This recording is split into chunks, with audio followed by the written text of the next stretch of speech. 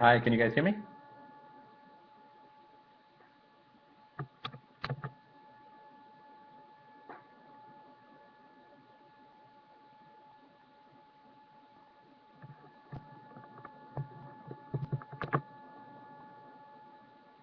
Hi, can you guys hear me?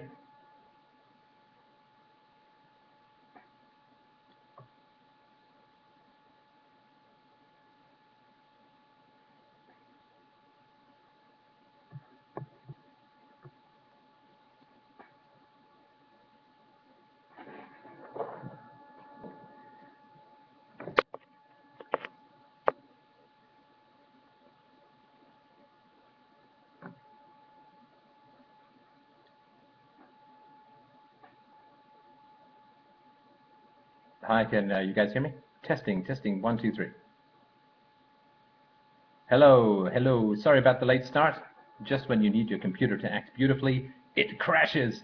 But we're all alive now. Thank you, everybody, so much for joining us, and thank you so much to George for the Agora I/O opportunity for you to see me with good old Coke bottle glasses. So I hope everybody's having a great weekend, and I hope everybody's really enjoying the conference. So just let me know in the chat room if you guys can hear me okay. Testing, 1, 2, 3.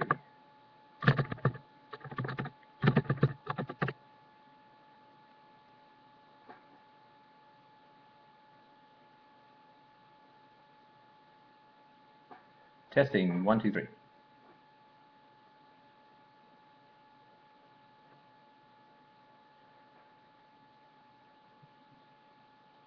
I'm just waiting to make sure the chat room is up and running and that I can actually get some questions. The idea behind this is we all have this significant challenge of trying to communicate a freedom, peace, reason, and hopefully some good old ethical philosophy to the wide world as a whole, and it is a hugely challenging task. It does sometimes feel like you're lifting an elephant with a toothpick, and so I wanted to share some insights that I've had about communicating this kind of stuff to people, and hopefully get some questions from people about challenges that you may be facing in the realm of communicating with others. Oh, okay, sorry. I just need to go over to the Facebook chat.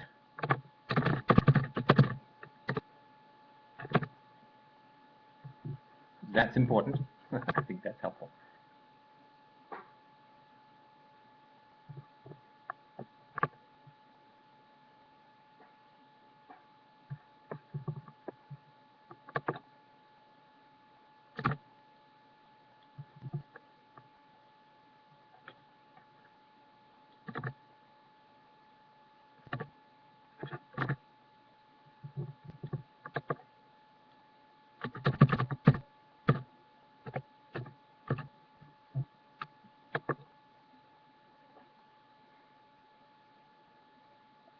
I'm just coming over to the Facebook chat, make sure I get the questions.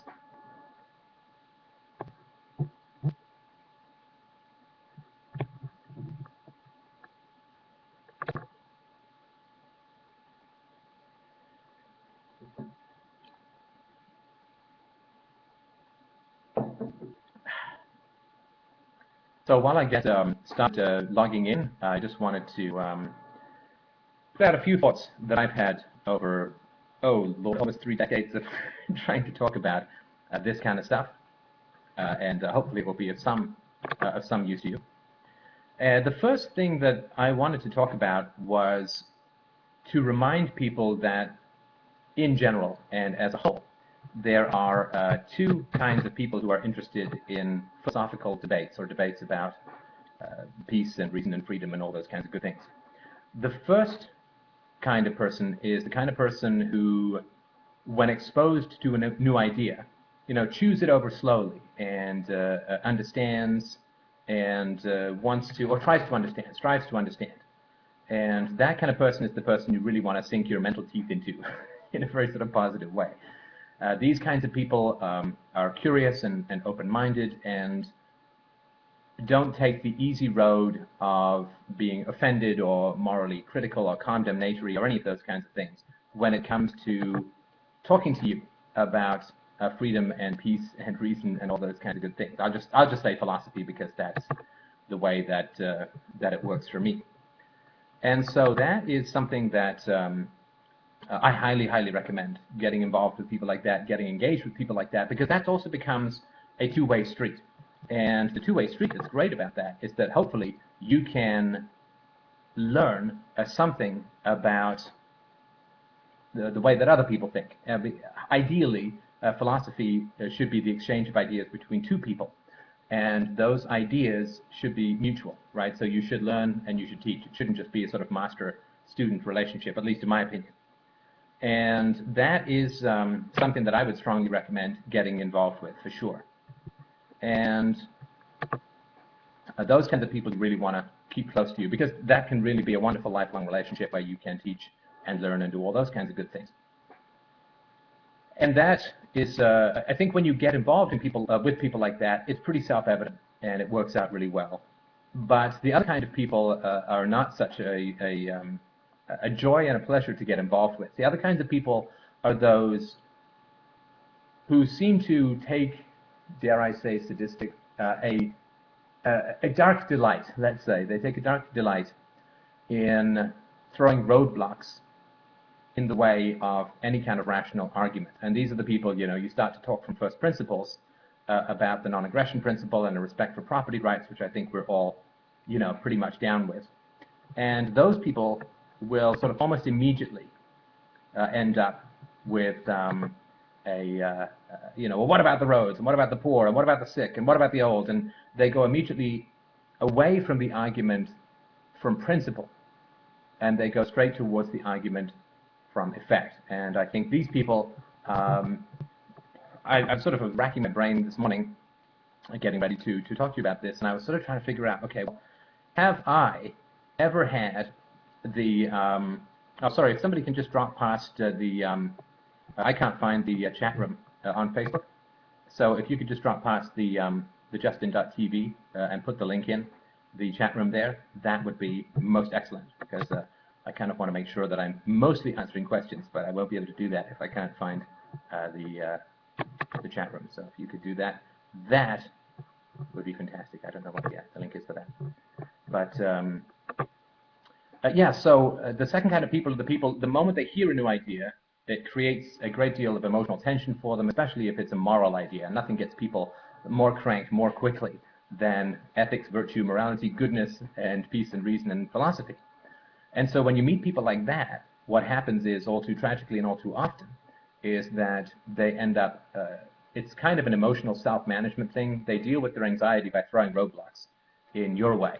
And this is not a positive situation. It's not a situation, like I can't think of somebody, I mean, there may be somebody, but I can't think of somebody at the moment who I've had conversations with who's had significant and repetitive objections to the idea of a free society, who has then gone on to accept first principles, right? So people are either working in the realm of principles, i.e. non-aggression, respect for property rights, or they're working in the realm of pragmatism or utilitarianism, i.e. the greatest good for the greatest number.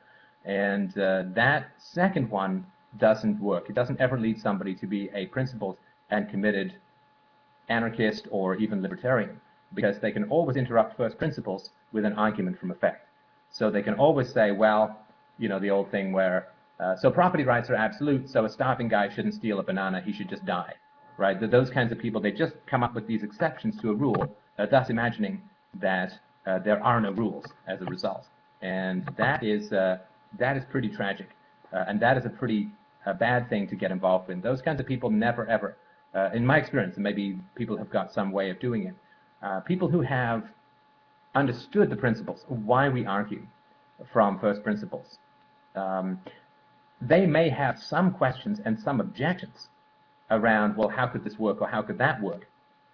But they tend to not be endless objections, and they tend to get the principles of solving these kinds of problems using a peaceful and free society, using that paradigm. They tend to get those principles relatively quickly, and that is usually a very good thing. And those are the kinds of people you really want to get involved in. So let me just, until I get into the chat, Sorry, if somebody can go and just NPHYX, I think you were over on Justin TV. If you can give me the link to the Facebook chat, that would be great. Give me just a sec. Let me see if I can find it, because I don't want to keep trying to talk and sound vaguely intelligent at the same time that I'm trying to find this chat room where I hope everyone's going to have some questions for me. Okay, so that's...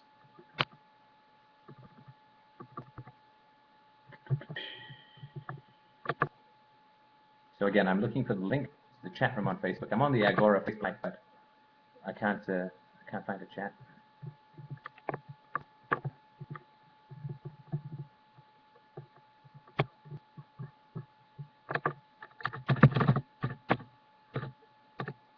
I'll try just going through Google. Sorry about this.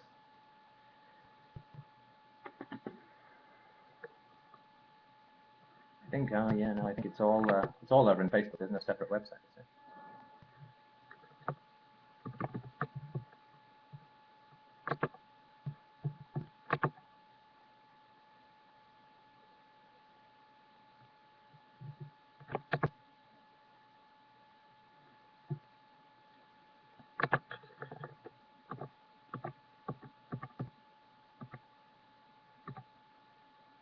Yeah, I'm sorry, I don't know where everyone is in the chat room. And therefore, it's a little tricky for me.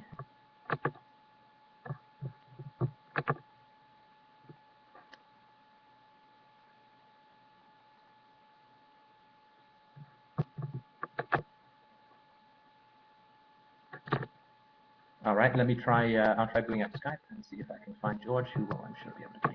So again, sorry for this. I'm sure it's somewhere, perhaps in my inbox, but I thought we were using the chat on Justin TV. 108 people looking at me watching to go to a chat room. Sorry about that. All right, well, let's keep going then while I look for the chat room. So ways in which you can tell the difference between the curious and the yes buts, right? The yes but personality. Well, yes, but what about the road? Well, yes, but what about the poor? Well, yes, but what about national defense? Well, yes, but what about the sick, and so on. Those kinds of people, how do we find them? And how do we differentiate when we get into a debate with people? How do we differentiate between the curious and the yes but?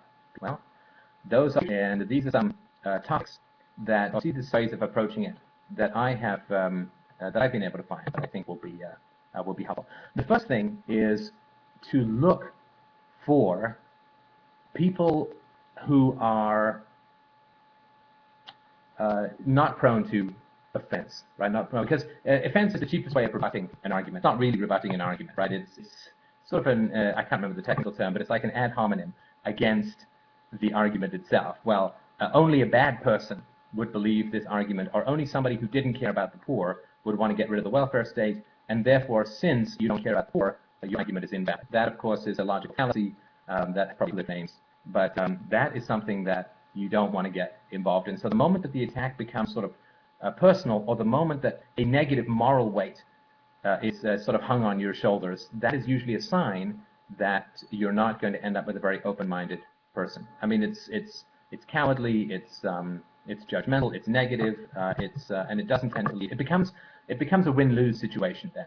The moment somebody raises the moral stakes of a debate, it becomes a win-lose situation. That's usually not. You really can't get any wisdom and any positive interchange of advice and of ideas. You can't get any of that in a win-lose situation. So the what you see is in the debate frames it as a win-lose. I care about the poor. You don't care about the poor. I care that we have roads. You want everyone to drag themselves around by their teeth or something like that. Then it becomes a win-lose, and the stakes get very high. And the moment something becomes a win-lose, what happens is people really dig in, right? You always want to try and aim for, as much as possible, a win-win situation. There are some exceptions to this when you are in a sort of formal debate with somebody who's strongly committed to somebody else, strongly committed to sort of an opposite opinion, then you absolutely can, I think, go a little bit more for the jugular, because then your relationship is really with the audience, not with, like, winning over the audience rather than winning over the person you're debating with. So I think that's a bit of a different situation. But in the situation where you're sort of just on a one-on-one and hopefully having some kind of more positive interaction, then you can, I think, much more safely go with trying to find win-win. And if you can't find win-win, it's usually not a great idea to. It's usually not a great idea to continue, because you don't want to lose your own pleasure and joy and sort of motivation for this kind of stuff. And that's, I think, a really, really important thing to try and recall. So trying to find people who don't have that kind of win-lose mentality, I think is really important. I think it's really essential to try and avoid that kind of stuff. So that's the first standard that I would have. The second is, I mean, there's nothing wrong with practical objections to whatever it is that you're arguing from. So you say, well, you know, the government shouldn't be in welfare business because the initiation of force is wrong and doesn't lead to good things in the long run. And somebody says, well, what about the poor? They're not immediately, you know, being confrontational. What they're doing is they're going with the typical assumption that when you have a solution in place called the welfare state, that it is actually designed to help the poor. And therefore, since the poor need to be helped, you need something to replace it. And I think that's valid. I think that's fair. But if you provide an answer that seems reasonable, or is reasonable, you know, something along the lines of, A, I don't agree that it does help the poor. I think it creates a dependent underclass. And what is going to happen to this dependent underclass when the government runs out of money? What's going to happen to these people? And that is a pretty important question to ask, right? So you can always sort of put it back on the person and say, what happens to these people when the government runs out of money? I think that's well worth it. And the second is to sort of make the argument something like, well, do you believe in a democracy that politics or political programs to some degree reflect the will of the majority? Right? So it's a good question to ask somebody. Say, okay, so you think that the welfare state helps the poor. Do you believe that the welfare state reflects, at least to some degree, reflects the will of the people? Now, if the person says no, the welfare state does not reflect the will of the people, then you have a whole other opportunity to talk about alternatives to the state, to democracy, which I think is worthwhile. But just about everyone will say that it does reflect the will of the people, at least to some degree. And if it does reflect the will of the people, then we know that at least 51% of people really, really want to help the poor. And that's the demographic stamp of democracy. If a particular government program reflects the will of the people, then at least 51% of those people, if the people in society, want to help the poor. And you can, of course, say that most of the people who want to help the poor have some capacity to help the poor. And so since there are some people who can't help the poor, they're sick, right? So it's probably 60 or 65% or even more of people really, really want to help the poor. And so we know that in a free society, that at least 60 to 65% of people are going to want to substantially invest in helping the poor, because it's already reflected in the welfare state. The mistake they're making, of course, is thinking that the government is doing that in any achievable and sustainable way. So that would be the second aspect that I would talk about. So you give them sort of an answer like that. Then the third answer you can give them is, and this unfortunately does take just a little bit, oh thanks, somebody sent me the link. This does take a little bit of research, but it's well worth looking into sort of the friendly societies that occurred in the past, right? So where poor people would sort of get together and create these societies where they would pool their resources, and they would get preferential insurance rates and preferential medical care rate and all these kinds of good things. They would do all of that, and these societies reduced or largely eliminated risk for the vast majority of the poor. Like 95, 96, 97% of people would get, say, healthcare in this way at vastly reduced rates, at rates that were affordable, hugely affordable relative to what's going on today. And I actually have been meaning to interview a guy that I met recently who's more of an expert on this, because I think it's well worth understanding that the impulse to help the poor merely takes its current political manifestation in the welfare state, even if we assume that in general people want to help the poor and this is how they believe it can be achieved, which I think is fine. But there's an impulse to help the poor that generates the welfare state. And if the welfare state isn't there, then the impulse to help the poor will simply be generated in another way, right? So it's like if there's a guy at a buffet, right, and he's really, really hungry, and you say, we're taking the steak away, right? He's not just going to stand at the buffet, look down at the hole where steak was, and faint. He's going to go, oh, pork chops to the left, and there's tofu to the right, I'm a vegetarian, so I would go for the tofu, but that's, you know, if a particular avenue is not available for the guy to eat, he's not going to starve to death. He is going to take another avenue. And if the impulse to help the poor is there in society and it's reflected in the welfare state, if the welfare state goes away, that impulse to help the poor will simply take another, and I believe much more productive and sustainable route forward. So that is, now this took what, like 5 or 10 minutes to explain, and I'm not saying that, you know, this immediately means that this person is then going to go, aha, state society is the way to go. But I think that it is reasonable to say that it's a good enough of an answer that people will have, they'd have a good reason to be curious about where things are going to go from there, to realize that there is some kind of answer that works. And so that's another thing. And if the people don't go down that road, like if they won't even go that far and they immediately start throwing objection after objection in, then, oh,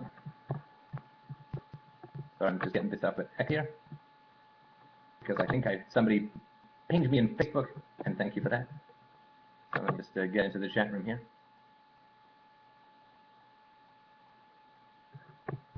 Let me just, there we go. Okay, so, oh, we in the chat room. Oh, connect. I think we're getting there. I should really sing around now so I can hear myself. Row, row, row your boat gently down the stream. Can't you close that? Everybody, join with me. All right, so let me just get over to Facebook here.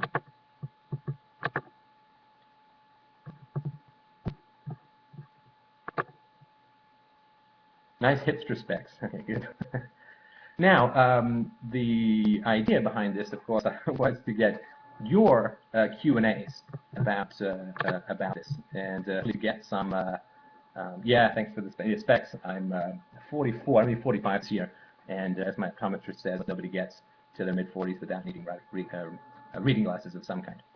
So let's go straight to the questions. Okay, so Steph, what if someone doesn't agree with your version of morality, i.e. the only way they can see of solving problems of society is by pointing a gun at someone? Well, the first thing I would say is that I don't think it's my version of morality any more than, I don't know, evolution is Darwin's version of biology. It either is valid or isn't. In my sort of free book on my website at freedomainradio.com called Universally Preferable Behavior, A Rational Proof of Secular Ethics, I think makes a strong case to that. But if people say, like if somebody's in a debate with you and they say, we should solve problems in society by pointing guns at people, there's two responses that I would have to that. The first is duck. No, the first is to say, well, why are you debating with me now, rather than pointing a gun at me. And if the person says, well, it's because I don't have a gun on me, then I would not debate with that person. I think it's very important not to give a brutal advocate of violence the veneer of civility. You don't debate with people who are willing to point guns at you. Just, you know, don't pretend that it's a debate, right? So the first thing I'd say was you and I are having a rational discussion, or at least one of us is rational. We're having a debate. And so if you think that might makes right, why are you having a debate rather than using force, right? So the person is not living his values if he's engaged in a debate, but he believes that might makes right. Now, that's sort of the first response that I would have. The second response that I would have is that if we believe that violence is the preferable way to solve problems in this world, then that does not mean the state is valid at all, because what that means is that since anything which is moral has to be universal, otherwise it's just a local preference, like cultural, or like I like ice cream or something. So it has to be universal if it's to be ethics. And if might makes right is a universal value, then everybody should be able to exercise it, and we should not have a legal monopoly on force that, say taxation. Right? Taxation is theft, and so if taxation is moral, then everyone has the right to tax, and everybody just cancels out each other's taxation, right? You tax me 10,000, I tax you 11,000, right? I mean, that doesn't really work at all. So I think that's that might be my response to that, and see where they go with that. How does one handle the idea that moderation is moral, as in you're just an extremist. Well, an extremist is an interesting phrase. So what I would say to that is, let's say you have a cancer and you go to your doctor and your doctor says, well, you know, I can give you a pill that will cure your cancer 100%, but I don't want to be an extremist. Do you want me to be a moderate and only cure your cancer 50%? Or if you have an infection and the guy says, well, it's going to take 12 antibiotic pills to cure your infection, but you know, I don't want to give you 12. That seems kind of extreme. I'm going to give you 6, and we'll just cross our fingers. How's that? And that is, you know, to be called an extremist is not too valid. Like, if you're driving down the highway and you stay in your lane, are you an extreme lane stayer? I mean, if you go in oncoming traffic, should you sort of half go into oncoming traffic to be moderate? No, of course not. This comes from an old idea from Aristotle, the idea of the Aristotelian mean, which is that an excess of anger is called irritability, like chronic irritability or rage, and a deficiency of anger is called being a pushover. And you know, the right amount of anger is good. Or if you have too much courage, you're foolhardy, and you're like that paste-faced younger brother who always goes over the line in a World War I movie and gets his ass chewed up by bullets. That's foolhardy. If you have a deficiency of courage, then you're a coward. You need the right amount of courage. So this idea of this moderation, but Aristotle never, ever, ever meant that, you know, we should have a moderate amount of axe murdering or raping or whatever, right? That's not what he meant. He just meant in the more positive virtues, it can be tough to find the middle way. But he didn't mean that there was a middle way between good and evil. So I would, we all want extreme stuff, right? I mean, let's say you just buy an iPad and there's only 4 pixels that are not working. You say, well, I don't want them all to work because that would be pretty extreme pixel working. You know, of course you want them all to work, right? Of course. So extremism is just a word that is used for people who are uncomfortable with standards, and everybody is an extremist about what they want and like in their own lives, in their own way. So that I would just try and help the person point out that they really are pro-extremists when it comes to a bunch of things. Let's see here. A close friend likes the idea of freedom, but worries about the following. If the government were to end, the connections and infrastructure held by entities such as the military-industrial complex would remain. He believes that these entities would be powerful enough to prevent competition and become tyrannical. I have failed to convince him otherwise. Please help. Ooh, that's a tricky one. Okay, look, I mean, it's important to understand what the transition between freedom, between statism and freedom is going to look like. And of course, I can't do this very much justice in a few minutes, but I'll give you just a very brief overview of how it's going to work.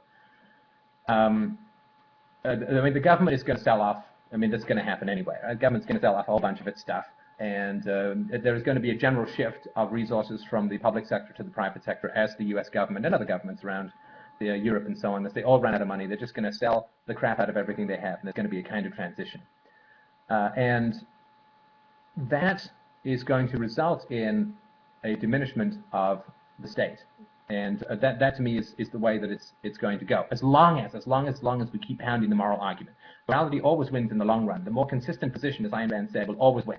And so as long as we keep pounding the moral argument from first principles, the government is going to, through fiscal necessity and through the bowing to the inevitable superiority of the non-aggression principle argument, is going to begin to devolve itself. So it's not going to be like the statist rapture, you know, where everybody who likes the state, let's sit and dream for a moment, shall we? Where everybody who likes the state is suddenly going to beam up and go into the Starship Enterprise of statism, which was actually a very statist vessel. Not a lot of traders, just those evil Ferengi and a very military hierarchy. But enough about Star Trek. So there is going to be a transition time. I think that the argument would be something like, well, if you end slavery, there's still going to be whips and chains and stocks and ships that were used to transport slavery, and therefore slavery is just going to start up again. No, slavery that only works when the government enforces it, when the government goes and catches the slaves and brings them back. That's the only way that slavery ever worked. So if military hardware, either people are going to buy it or they're going to destroy it. Now, if people buy it, they're going to be buying it because they're in the free market trying to provide defense services in the diminishing requirement for defense services that would be required in a stateless society or a stateless world. And they're just, but a whole bunch of them would be decommissioned, right? I mean, what did they do with all of the auction blocks and shackles and manacles and so on when they got rid of slavery? Well, I mean, I guess a few people bought them for curiosities, but most of them would be just melted down or recycled or something else. They would just get rid of them because these things are expensive to maintain, and if there's no market demand for them or little, then they'll just go away. So that would be my suggestion for how to answer. I know it's not a perfect answer. Maybe I'll put some more thought into it, but that would be my approach. Steph, when contemplating, scrolling a bit here. When contemplating anarchism and the non-aggression principle philosophy, the subject of children is the most difficult. And you have even said that you have had to use force once or twice with your gorgeous daughter. I get lost in debates when it comes to children. And I falter. How does the state of society deal with children? Is that what you mean? Well, again, this is a general principled way of approaching it. First of all, the current system does not deal with children. Does not deal with children. I mean, 1 out of 3 boys and 2 out of 3 girls report being sexually molested as children. So there is almost no protection when it comes to children in the current society. In fact, and of course, if you count public school as abusive, which I'm sure in the future they will, there's just no protection of children in the existing system. Child abuse remains relatively rampant, and if you count forcing parents to go to work and turn their children over to high-rotation daycares, and I worked in a daycare when I was a teenager, so I've some experience of this, may be considered a high negative in the future as well. I mean, standard child-rearing practices, which seem normal at the time, very often appear completely weird in the future, right? So the fact that most people would, particularly the middle class and up in the past, would farm their children off to wet nurses and wouldn't see them for the first couple of years of their life was perfectly normal in France in the 18th century, and appears completely weird and wrong to us now. And I think that 2 parents working in daycare is going to be that way in the future. So statism is very harmful for children at the moment. It fails to protect them from abusive parents. It puts them in these horrible schools, and it doesn't protect them from in the way they need to be protected. Now, in the future, and I have a chapter in my free book, Practical Anarchy, on my website at freedomainradio.com/free. I have a chapter on the protection of children, which I won't go into much here. I just want to sort of mention very briefly that there's 2 things I think that will be characteristic of the protection of children in the future. The first is that child abuse leads to very specific and measurable damage to the brain and to the central nervous system, even if it's only verbal abuse. And that, of course, you'd simply do a brain scan for, and you would see if it was developing, and the society would intervene, of course, right? The reason society would intervene is that the costs of abused children who then grow up to be criminals or even worse, politicians, those children are very expensive to society, and the cost would accrue to the parents, right? So if you were to run a school, you wouldn't want budding little sociopaths in your school, because it would be very hard for the other children to learn. It would negatively affect the teaching process. It would be difficult and problematic, and so on, right? So if you had those kinds of children in your school, then that would be very bad for you. So you would want to do these kind of scans, or you'd want to do these kinds of medical checkups to see. And these would not be weird to do. I mean, we already do that for things like nutrition and so on with children, if they're too thin, if they have deficiencies in various things. So I would suggest that these kinds of scans would be done very often. I also believe that, there are very few parents who wake up and say, boo-aha, how can I most harm my child today? I think that most parents just make a series of very bad decisions and end up in these kinds of situations. And so if there is signs of child abuse, which would be very clear medically and very clear socially, then society would intervene. And the way that society would intervene is fundamentally financially. I mean, assuming that there was not a sort of close-knit community that could intervene. Society would intervene financially. And so what would happen is the DROs who are providing, healthcare and insurance would say, look, we can't insure these children until this abuse gets dealt with, like until these signs of abuse get ameliorated or resolved. So here's some free parenting classes. And if you go to these parenting classes, we will then cut the rates of insurance for your children by 50% or 75%. Like driver's ed, right? You go to driver's ed classes, you get a reduction in the price of your insurance.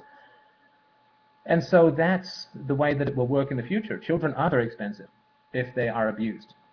They tend to be, they have much higher incidence of nicotine addiction, alcoholism, promiscuity, drug addiction, violent behavior, a continuation of abuse. These are the effects of child abuse in the future, very expensive to society as a whole. And so society, at the moment, these costs get shifted to the taxpayer as a whole. I mean, nobody goes and says, well, you produced this murderer, Mr. Parent, so now you've got to go and pay for his incarceration. And so the society pays, right? The burdens of abused children get shifted to the taxpayers and not to the parents who are responsible for raising them, which would not be the case. So is it going to be perfect? No. People will always slip through the cracks. but these cracks would be far wider given the Grand Canyon that we currently have. So yeah, and of course the other thing too is that children would be much less of a burden in the future, because the horror that we have of child labor may be ameliorated to the point where children may want to do. I mean, there's some genius kids I'm sure would love to be doing some web design for money at the age of 9. Why not, if that's what they want to do? So I think that's lemonade stands and all these kinds of things. Why not have kids do that more in the future? And I think that this extended period called adolescence would probably be curtailed. You wouldn't be in school doing retarded stuff till you're 18, so children would have a lot more flexibility. They may be out of the nest sooner if they wanted to, and of course they would learn by doing rather than just by sitting and being glared at by incompetent teachers. So anyway, that's a very brief overview of how I think things would work in a clear sense. And yeah, keep hitting me with questions if you want. I really do appreciate great questions.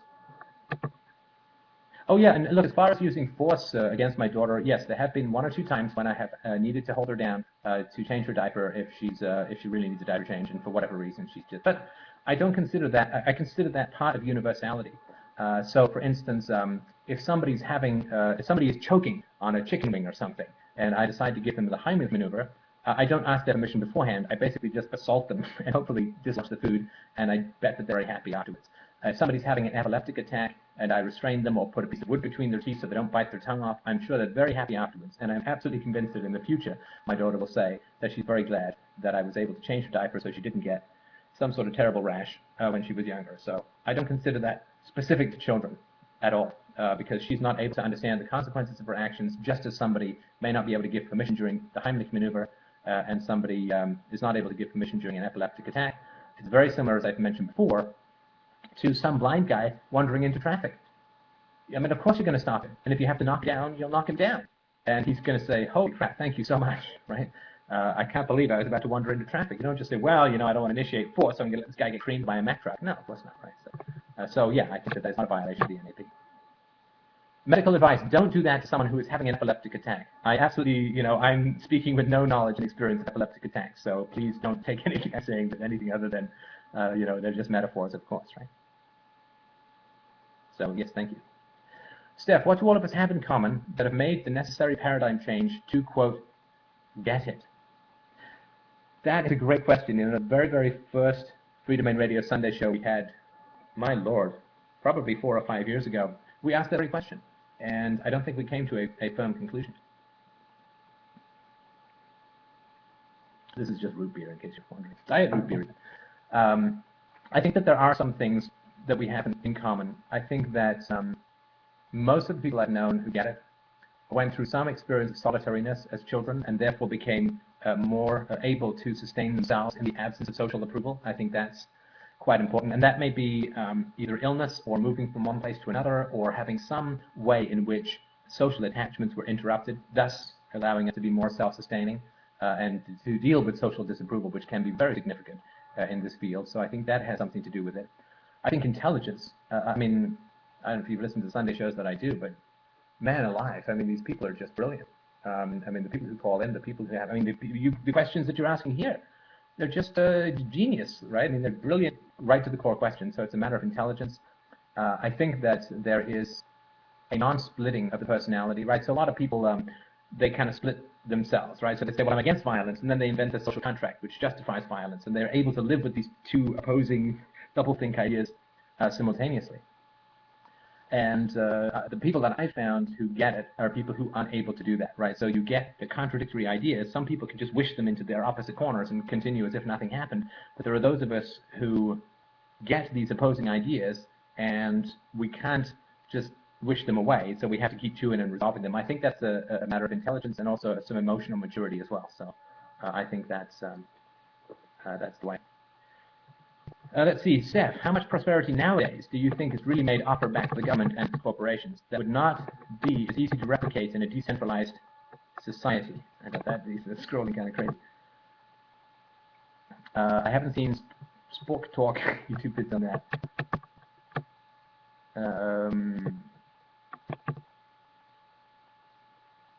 Well, look, we would be many times richer now. I would say a factor of at least 4 times richer now without the state, and I think that's even just in the post-war period. So, I mean, that counts non-taxation, that counts the non-rise in, that counts the national debt. If you count the national debt, it's probably 10 or more times richer. But we would be far richer now. This is the great tragedy. The fork in the road that was taken, particularly in the 1960s under LBJ's Great Society, and of course the military-industrial complex booster shot called the Vietnam War, put us on a path of fiscal decay and destruction, and eliminated the possibility that the poor would be largely moved into the middle class. So yeah, it is genuinely tragic. Of course, I mean, there's some things that are relatively cheaper now because they're paid for through national debt, right? I mean, one of the reasons that the people from the 1960s onwards were able to accumulate such wealth is because so much of what they wanted was paid for through debt and sort of dumped down into future generations. So I think that we would be far richer. There would be some stuff that we would pay for, but it would be much, much cheaper than it is right now, particularly healthcare. And so there would be no particular need to have welfare state programs if we were as wealthy as we were continuing to be in the post-war period. So that would be my yeah. Somebody said I was an only child who moved around a lot, and that, you know, there's something about Louis Stevenson, the Treasure Island and Kidnapped writer. He was a brilliant writer, a brilliant adventure writer of the class of Alexandre Dumas, and he had tuberculosis for like half his childhood and spent his time in bed, you know, coming up with imaginary friends and characters and so on. So I think that's so here's a sorry, somebody said, do you have a preferred type of mental health professional? Here in the South, I get a lot of theist shrinks. Well, I'm certainly no expert in this. I went myself through several years of therapy for 3 hours a week. I actually had an entire team and a catheter, interestingly enough. But I will say this, that it doesn't particularly matter. I would argue it doesn't hugely matter if your shrink is a theist. My shrink was not a theist, but was a mystic. What matters, like, it doesn't matter if your dentist is a statist. It matters that they're a good dentist. And so I think if it comes to emotional connectivity and so on, if somebody's really good at emotional connectivity, really gets the unconscious, work with that person. I mean, I think it's better if they're closer into philosophy or to something rational, but I don't think it's essential. And certainly I would suggest that don't bring religion itself into conversations about the self. So I would say this, though. I would say that organized religion is not very helpful in terms of self-knowledge, because it projects far too much of the unconscious, right, into the universe as a whole. I mean, I believe that we have a God within us called the unconscious, which is the accumulated wisdom and experience of a couple of billion years of evolution. The instincts that we have, the dreams that we have, these are all amazing, powerful things that we can use to really help us in our lives. So I think that we have this. If somebody projects that into the realm of God, they won't be able to help you deal with the true God, which is your own unconscious. Again, I've written about this in my free book. I sound like Mr. Pitchman, but it's all free. Called Against the Gods, again, at freedomainradio.com/free. You have a status therapist? I wouldn't work on that so much. Financial independence should be the primary goal, somebody writes, of all freedom fighters. What do you recommend? Financial independence should be a primary goal of all freedom fighters. What do you recommend? Well, I mean, there's two basics, right? If you want to get financial independence, it comes down to two things. One, raise your income. Two, lower your expenses. That's really all there is to it. There's no magic sauce, and find ways of building value that can sustain itself. Like, I'm going to have these podcasts which people donate for, which are accumulating in value over time at freedomainradio.com/donate. So if you can create repetitive income through writing a book or through creating a website that accepts donations or some other form of value, then you can decouple, you know, hourly labor from continued value, right? So hourly labor, you're always going to have problems in that if you stop working, you stop making money. If you can find some way of creating a sustainable income through some massive pyramid scheme or Amway, no, I'm just kidding, but through some way of creating something of value that people will donate for or pay for in a repetitive way, I think that's great. But, you know, the important thing is, yeah, I mean, try and stay out of debt as much as possible, and try and convert whatever money you have into something that actually is something, you know, like a house or gold or something like that. But yeah, it really just comes down to get your expenses below your income or get your income above your expenses, and really, really work to try and keep yourself as free as possible that way. Can you talk more about the parallels between statism and religion? Both involve people willing to force others to believe in an imaginary concept, force being more prevalent with statism. Well, I agree with you about force being more prevalent with statism, but that's only for adults.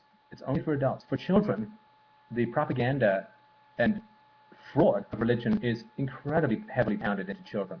I mean, it's just astounding.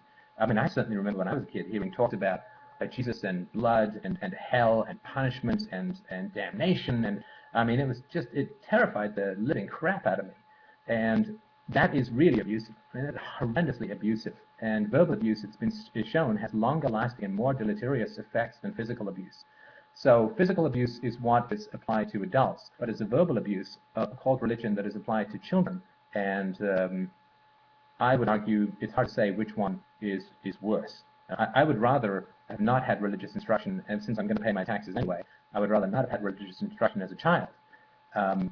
Because statism is not particularly used against children. It's used against their parents to pay for things like public school and so on. But I think that both are abusive, and I don't believe that you can rank physical abuse as worse than the verbal abuse, which is and remember, you know, verbal abuse can include things like sending threatening letters, death threats, right?